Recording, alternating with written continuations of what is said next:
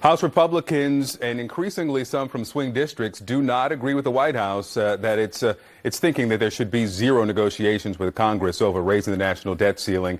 Instead, they insist there must be some fiscal agreement first. Let's discuss with Florida Republican Congressman Byron Donalds. He's also a member of the House Oversight Committee, part of the steering committee. We'll get into committee assignments in just a moment. But Congressman, first, thank you for coming. Let's talk about the debt ceiling. We hit it today. Default comes in June.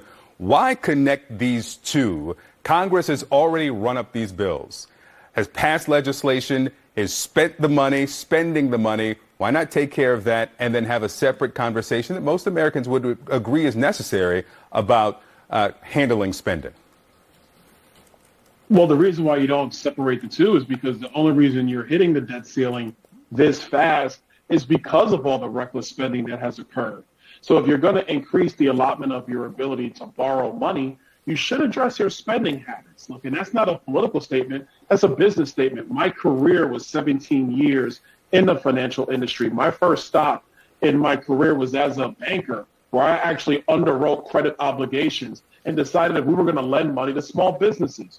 So you don't just get the ability to just expand the credit card without having the necessary spending reforms. And if you read the reports from the credit agencies, are they concerned about Congress's ability to act? Yes. But they're also concerned with Congress's lack of ability to control its spending in a meaningful way. We should be doing both at the same time.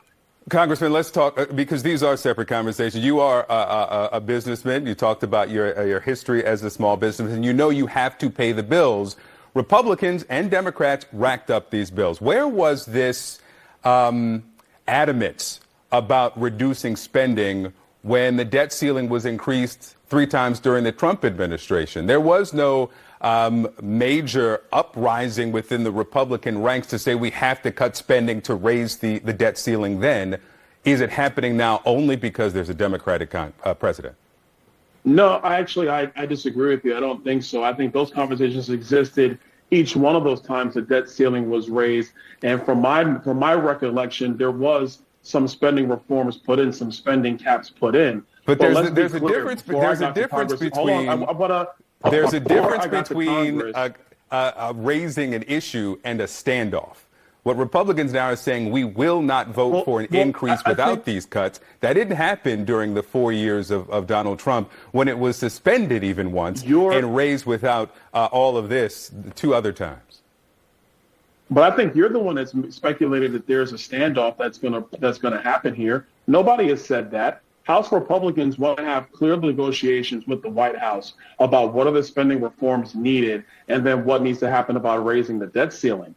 That is not a standoff. That is a negotiation. Number 2, before I got to Congress in the last term, my position has always been clear that if you're going to continuously increase the debt ceiling, then you have to address the long-term spending ramifications and the debt bubble that is growing in the United States. That's the responsible thing to do. I can't comment on what my colleagues did before I got to Congress.